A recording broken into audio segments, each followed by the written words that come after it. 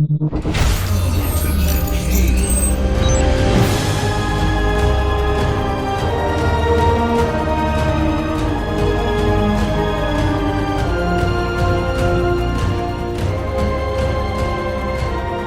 up, guys, and welcome back to the Ultimate Halo podcast. Hey, yeah. This time it's me hosting, not Jack anymore. He's fired. Replaced. So you'll never see him ever again. Let's be honest, that's a good day for everyone. Ouch. Dean.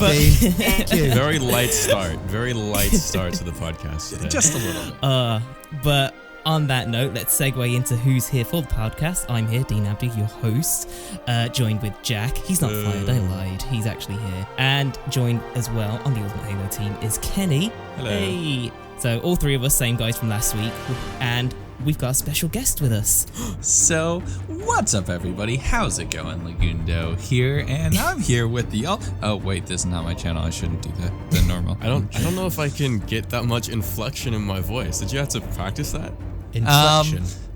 I've not really, because it's just sort of happened over the last 500 and some odd videos. It's just sort of become a thing. But everyone, welcome Lagundo to this podcast. He's our special guest, so be nice to him. Treat him like you would treat any guest, because that would be fantastic. I don't know how our subscribers would treat guests, but I'm a little bit concerned about that. Oh, boy. Just go all Disney with it. Be our guest. I was looking at the comments for the third podcast. I'm not sure I want to be treated like normal guests would be here on the channel.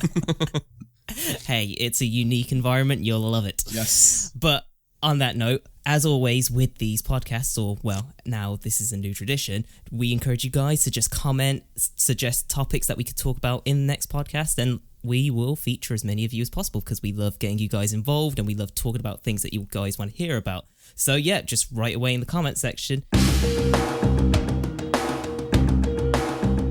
Right now, we're going to talk about the Halo Mega Bloks game thing that was leaked and that was supposedly happening. Basically, a Lego Halo game was supposedly being made for the Xbox 360, but that project got completely scrapped. Wang did an in-depth video of it earlier today, and that's up on the channel now if you want to go have a look at that and see more into it. Click in the top right corner. There we go, click on the top right corner. But we're going to talk about that. So guys, Lego Halo game. I mean, Mega Bloks. Get your head suit off you.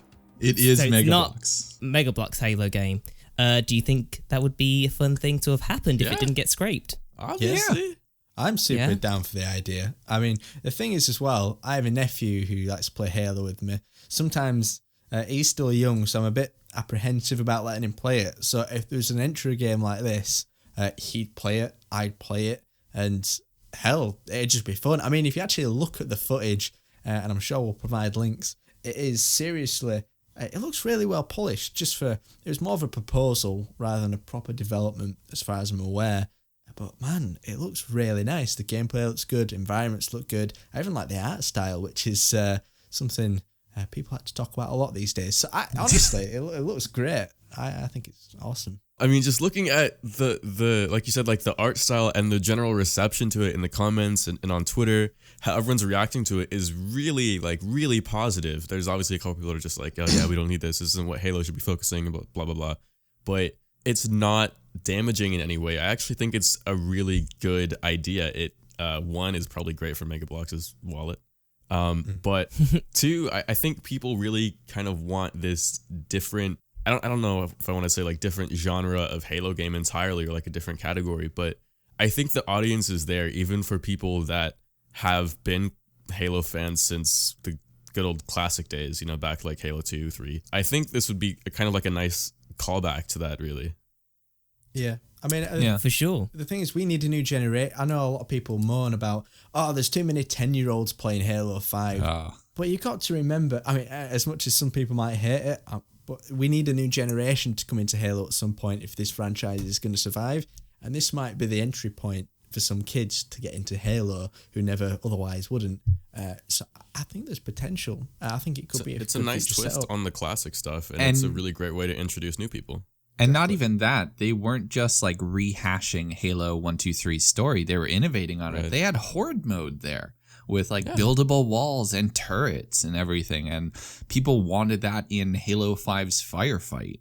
And we have that in a Mega Bloks game instead. So they definitely weren't just rehashing Halo. They were doing something new with it and growing with it, which is kind of cool. Let's talk about Mega Bloks for a moment. So for a good while, Halo's worked with Mega Bloks in particular instead of Lego. And I wanted to ask you guys your thoughts on that and whether you thought that was a good business move on their end. Do you think a Mega Bloks game for Halo would have been better than a Lego Halo game? I don't think it matters. I don't think it matters. Isn't the only reason they're with Mega Bloks instead of Legos because Lego doesn't allow guns in sets? Yeah, I remember reading somewhere. That's the only reason, right? Something like that. Maybe it was just a thing that when it first started, Mega Bloks had a better offer or a better deal. I mean, we don't really know like the whole behind the scenes of how they worked out that whole franchising deal, but I don't think we really need to know, because what we do know is that Mega Bloks were pretty to be honest, when they first tried to get, they used to be kind of pretty when they tried to get into this market. But they've definitely stepped up in quality. They've definitely stepped up in the range of products and sets and things that you can build. And I think they're doing well. I think they're doing justice to a lot of the franchises that they're working with.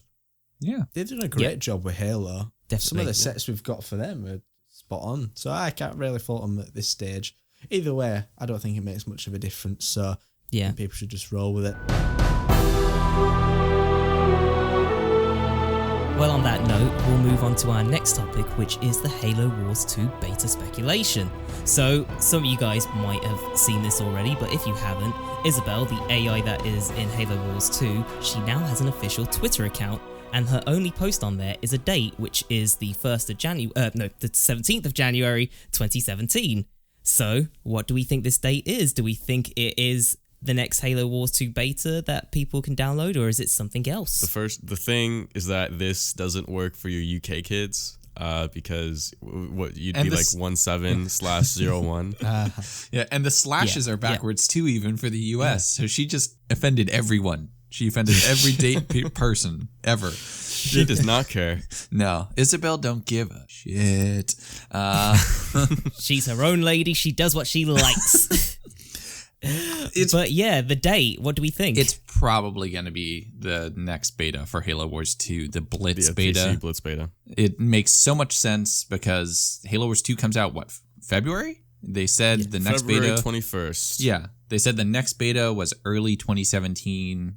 3 weeks into January is early 2017. Like, if you really look at it, it makes sense. So with this beta, though, is it just going to be purely Halo on Windows 10, or is it going to be Xbox? I'm sure they said they were going to do a pure Windows 10 beta. I believe it was supposed to be PC only. I think so. I'm not sure. But then if they're showcasing a new game type, surely they'd want to include the Xbox crowd, because they'd surely feel left out. I don't know. I just feel like people's reception might be a little bit mixed. It'd be nice to have a PC beta, but otherwise, I don't know. It makes sense to do both, actually. Like, they're pushing Play Anywhere on Microsoft, and this would be one of the major Play Anywhere titles for 2017. So doing it on Look both. at you go, you little sellout. Hey. So I'm for those of us, I'm going to get that sellout money one day. For those of us who are not entirely sure what Play Anywhere is, do you want to explain that to us, Legendo? And by those of us, I mean me. So, God. So it's, you don't remember that video? Like, it's you can play first party or supported Xbox titles on Windows 10 PCs as well. You can it's both. You buy it once and you can play it on both. Sweet, learning something new every day. But now that I know what Play Anywhere is, yep, I agree. It definitely would make sense on a PR perspective for Microsoft to do the beta for both PC and the Xbox. It'd give a wider view on how the results would come in as well, I suppose, along with making the wider community happy, being able to have those options. God forbid, if this game is broken beyond unplayable. Don't say it. Don't say it. And they had 2 betas. I won't know what to do with this franchise anymore. Let's not go down that route until it happens. So if that happens, everyone, you know Kenny is the one who gave them the idea. But I mean, in terms of the actual beta itself, we've mentioned Blitz. Is there anything in particular? Might not just be Blitz. Is there anything anyone's expecting or wanting to see from a beta at all? Well, personally for me, I just want to play the beta because unfortunately I did not play the first beta as I was writing a dissertation at the time, so my brain was kind of like preoccupied, and I had it downloaded. I had it fully downloaded on my Xbox and everything. What he's but saying I is that he it. hates Halo and wants it to die. Get off this channel, Dean I mean, Abdu. If you read in between the lines, then I mean, basically, yeah. No, that's not true. Don't kick me. I'm sorry. I love Halo. You've officially been here for what? Day. 5 days? week? 6 So wait. days? Who edits the podcasts and how quickly can they make it sound like he said yes? Moi. Ah, perfect. Probably do that. I'm pretty sure you've said yes at least once in this recording. Yeah, there you go. You're golden. You're good to go. I'm just looking forward to playing it again. Genuinely, Yeah. I loved it first time round. It was really nice, and I've been playing Halo Definitive Edition again as well, which took forever to get, and I know Kenny's still not got his code. Oh, damn. Thank you, Chief Canuck, for saving my butt. There we go. No, he's But got a even code. Halo Wars 1 is nice on PC, so it's just coming that next step. So I think we should probably move on. Dean, would you like to Okay. introduce the next thing? No, not in the slightest, of course. Let's move on to the community comments. So we've collated all the comments that you left in last week's video, and I mean, firstly, I want to just say thank you so much for all the kind words. Like, honestly, I've said this to Fletch and Kenny when in the Discord chat that I genuinely thought the community just completely forgot about my existence and didn't care about me. So to see you guys be so thrilled and excited and happy to see me around doing stuff again, it genuinely made me feel overwhelmed with joy and happiness, and so it feels good to be coming back to make more Halo content for You'll you never guys. forget So, about Dean Abdu yeah. from Halo Fallout. Well, I always had the impression that you and I didn't really care about Dean. Kenny, we just more felt sorry for him. He was just, I want to play Halo I mean, again, but I've got It's no just time. pity. Dean, I that cared would about you, make Dean. sense. Thank you. So, We got several nice comments, including one from GRN Machine 22 that said, "Haven't I seen Dean Abdu from Top 10 Halo Easter eggs?" yes, Nice you have. comments like that really just make Dean's So day. that one, I did a Halo Easter egg series for TGN, and it's one of my highest viewing series that I've ever done. I'm very proud of it, and that is definitely where you've seen me from. So thank you for recognizing me from that, the one commenter. You know that thing about not talking too much, Dean, and actually keeping to the Okay. topics. You remember that? Listen, right, okay. This is what you get when you get a presenter that talks a lot. But ask the let's next move on to question, the. Dean. I'm going to it. God, the community comments. So the first question that we have Q&A. Hopefully this gets picked. But anyway, my question is: throughout the years of Halo, how did it affect you as a person? And knowing that Halo changed the direction it originally went, did it somehow affect your childhood in any way? For me, Halo MCC affected me after its god-awful launch, and Halo sticking with microtransactions in future installments doesn't seem like the series I used to know. What do you think? Right. By the way, love your guys' content. Keep it up, Kenny. You're my favorite. Forgot that important part. So let's of just brush course. over that a little bit. Uh-huh. I have a really good one for this one, and it links directly to Halo 5. I still love Halo just as much as I ever have. But there's this thing, I don't know if anybody's ever heard of the Kubler-Ross model. And basically, The what? It's the Kubler-Ross model, and it's basically when somebody goes through grief, what stages do they go through? And when I did a bit of research, I genuinely went through every single one of the stages in the exact order. So I was in denial at first. I didn't want to believe that there were things wrong with the game. I went through anger. Same. I was furious that Halo didn't have a good Same. story like it normally was. It then came to bargaining, which is the third stage. I was bargaining, well, this aspect isn't so good, but look at this is great. That's surely atones for this. Forge. 4 is depression. I was sat there and I was just like, I just can't play this game anymore. I'm just going to end it all. I'm just going to leave. I'm going to just exit the community. And then number 5 is acceptance. And Couldn't stay away. you accept, and then you It keeps accept. pulling you back. That's right. But then you accept what has happened and you move on and hope it gets better in the future. And I genuinely went through all those stages and I was almost in hysterics. It's actually me and Late Night Gaming who were talking about it one time. And it just mirrored it exactly. So it was just an interesting way. But I mean, it's not really tainted my experience with the franchise, but it really hurt What about you guys? So I'm going to go, they said throughout the years, so I'm going to go with an old story. Halo 3, I remember that. Came out just before my birthday. I'm playing that, and actually way back in the day, so I've only been doing YouTube since Halo 5 came out. Like, my YouTube channel started the day Halo 5 came out. But I ran a clan back in Halo 3 that had like 200 and some odd people in it. It was huge, big thing, always online. Like, we had those friend gamer tags. Remember when you can only have 100 friends on Xbox? Oh, Jesus. Yeah. Oh, I remember that. Forgot about that. We had our own little like free forums and all of that back in the day. And when Reach happened and just Reach sort of split everybody up, that was sort of that was my stages of grief. Was Halo Reach, actually, because it just changed so much that a lot of people sort of moved away from Halo. And it's funny to see nowadays people go back and say, oh, Reach was the best one ever, when I remember all the arguments about Bloom and everything that happened back then. Mm-hmm. Yeah. It's just kind of interesting to see how the years have sort of changed what people think of Halo's history and now where we are today, which we're not as good as we once were, but we're still doing okay. Like, Halo community is hanging in there. Like if you cry every time. What about you, Kenny? It wasn't too terribly bad for me. I still played the games, regardless of how broken they kind of were. And I just tried to make the most of it, knowing that it's not what it should have been, and seeing everyone thinking like, oh, this is 343's last chance. They have to come back from all this. But I was just like, you know what? I'm just gonna play it, just gonna chill, wait for something better. That was just kind of how I took it. And no Halo game was perfect ever. Oh no, of course not. Of course not. There's problems, always more. 3 did, every single one of them. But I think every game developer would want infinite amount of time, but I don't know. For me, it was just pretty chill. Like, I was just like, okay, I'll just wait for something better to come out. I'll just play it while we have it. Yeah.